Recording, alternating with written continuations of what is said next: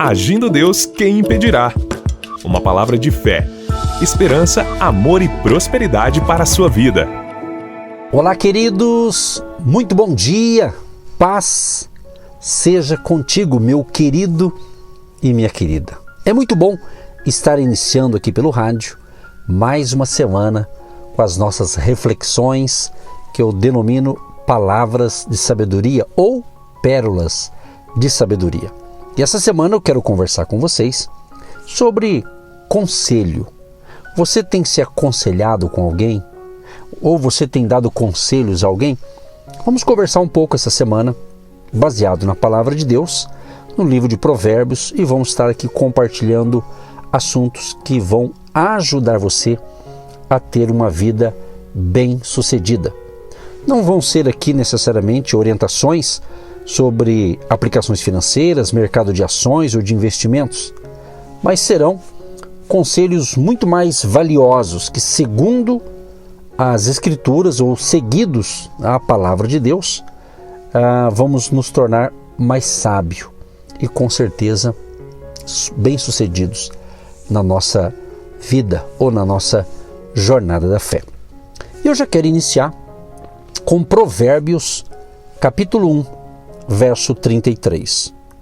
Mas o que me der ouvidos habitará seguramente e estará descansado do temor do mal.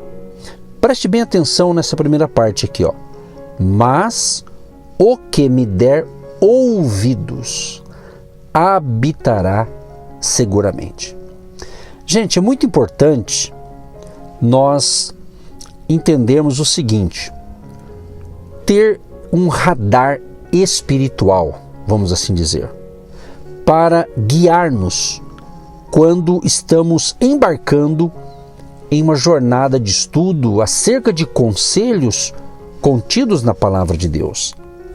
Quem provê esse radar espiritual, vamos assim dizer, é o Espírito Santo, que nos conduz à verdade de Deus. E, se permitirmos, o Espírito nos guardará de seguir por caminhos inúteis. É interessante que o livro de Provérbios pertence ao que os estudiosos chamam de literatura de sabedoria do Antigo Testamento, a qual também inclui o livro de Jó e também Eclesiastes. Interessante aqui que os escritores desses livros depararam-se com algumas perguntas mais difíceis da vida na tentativa de compreender os problemas existenciais do ponto de vista de Deus. Afinal, só porque somos cristãos, isso não significa que guardamos o cérebro em uma gaveta e deixamos de pensar.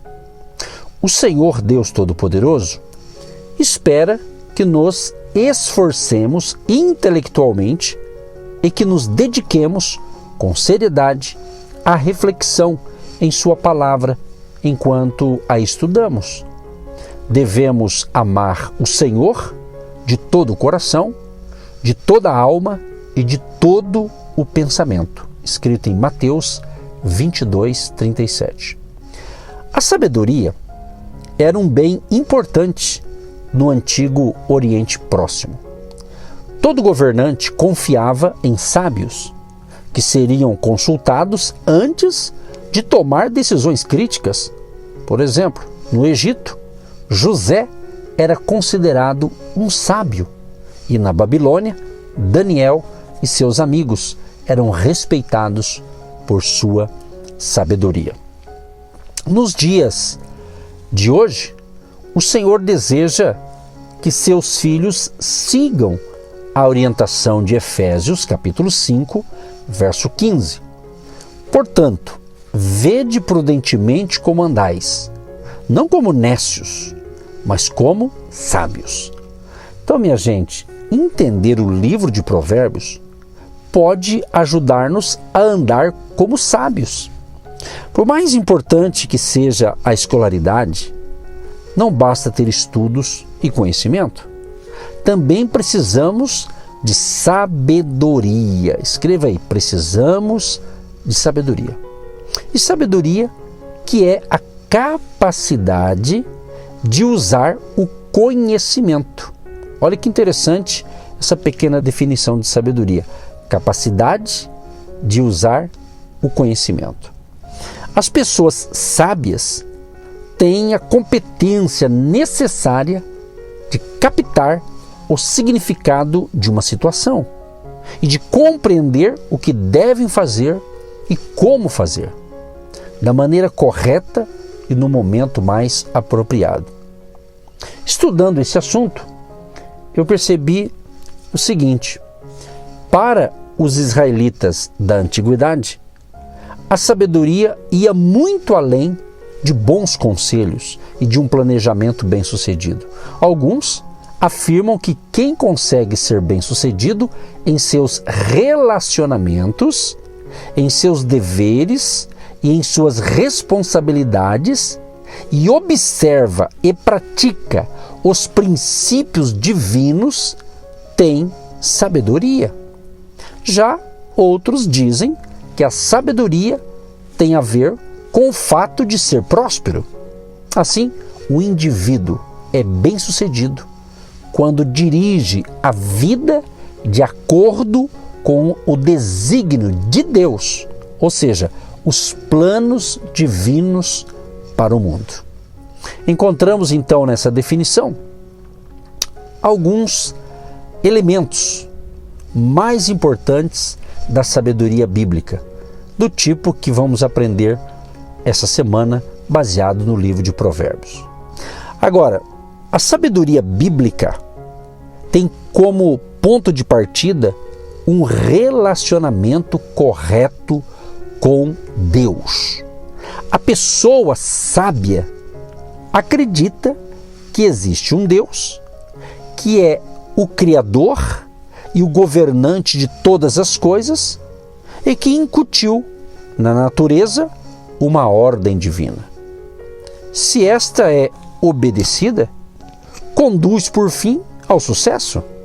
As pessoas sábias também afirmam que existe uma lei moral em funcionamento neste mundo, um princípio de justiça divina que garante que, no devido tempo, os perversos serão julgados e os justos recompensados. A sabedoria bíblica não está relacionada ao QI ou ao grau de instrução, pois é uma questão de entendimento moral e espiritual. Diz respeito ao caráter e aos valores e significa olhar para o mundo mediante os padrões da verdade de Deus. E no Antigo Testamento, o termo hebraico para sábio é racan. É usado para descrever pessoas hábeis em trabalhos manuais, como os artesãos que ajudaram a construir o tabernáculo e o templo de Salomão. A sabedoria não é algo teórico, mas sim bastante prático e afeta todas as áreas da vida.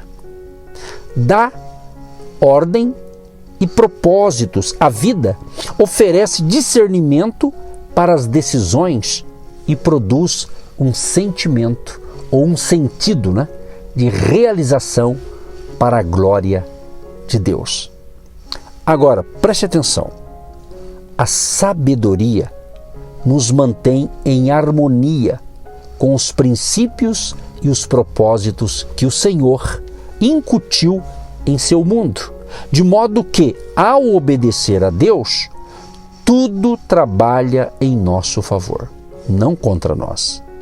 Isso não significa que estamos isentos de provações e de dificuldades, pois as tribulações são parte normal da vida. No entanto, minha gente, quer dizer que temos a capacidade de lidar adequadamente com essas adversidades, de tal maneira que cresçamos espiritualmente e que o Senhor seja glorificado. Então podemos dizer que pessoas sábias têm a capacidade de enfrentar a vida com honestidade e coragem e de administrá-la com sucesso, de modo que os propósitos de Deus se cumpram em sua vida.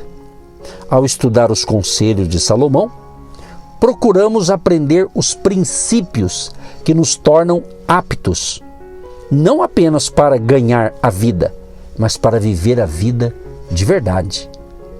Então as páginas da história estão cheias de nomes de pessoas brilhantes e talentosas, espertas o suficiente para terem riqueza e fama, mas não sábias o suficiente para terem uma vida de sucesso e satisfação.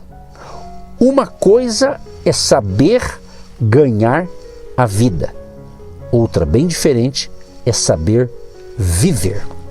Então, uma das dicas importantes em um conselho é justamente isso: ouça mais e fale menos. Interessante que 300 anos antes de Cristo, o filósofo grego, o Zenão, jamais imaginou que uma de suas declarações se transformaria em uma arma poderosa para os pais de todo o mundo. Sem dúvida, seus pais citavam as palavras de Zenão quando você, em sua infância, falava demais. Temos 2 ouvidos e apenas uma boca, porque devemos ouvir mais e falar menos. Agora, se a Grécia antiga fosse tão barulhenta quanto o nosso mundo atual, talvez Zenão tivesse mudado de ideia e tapado os ouvidos. Os gregos não possuíam todo o aparato que nos cerca hoje em dia. Aparelhos de som, televisão, celulares, tantos tipos de aparelhos tecnológicos, dispositivos, que está tudo aí disponível para nós. Zenão nunca ouviu um jato, nem uma motosserra, tampouco parou em um semáforo ao lado de um carro com aquelas caixas de som que fazem o veículo todo sacudir. Também nunca passou a noite em um apartamento, com um vizinho, obviamente, com problema de surdez, que colocava a TV no volume máximo. Então, essa frase, ouça mais e fale menos. Interessante, né? Há certas ocasiões em que uma das poucas coisas que podem proteger nossa sanidade mental e audição é abrir a boca e dizer alguma coisa, nem que seja para dar um grito primitivo. Porém, preste atenção, o mais triste da vida não é o fato de outros invadirem nossa privacidade exasperadamente, e ajudarem a destruir nosso delicado sistema auditivo. O mais triste é que, em meio a tanto barulho, as pessoas não conseguem ouvir aquilo que é mais necessário. Querido Deus e Pai, eu quero te agradecer por mais um dia de vida, te agradecer por estar iniciando aqui nosso podcast e também pelas algumas emissoras de rádio, a nossa semana, Pai. Libera uma unção de cura, de milagre, de provisão e de suprimento financeiro, e que a bênção da saúde, da paz e da alegria esteja na tua vida, na tua casa e na tua família, nos teus negócios, em nome de Jesus. Amém. E graças a Deus. Você que se identifica com o nosso ministério Agindo Deus, quem impedirá? E tem interesse em investir uma oferta missionária em nossa programação? Torne-se um agente de Deus e faça parte dessas pessoas de fé que semeiam com fé e vão colher o que semeiam. Anote: Banco do Brasil, agência 1243-2, conta corrente 68630-1. Que Deus prospere a sua vida. Agindo Deus, quem impedirá? De segunda a sexta, uma palavra para abençoar sua vida.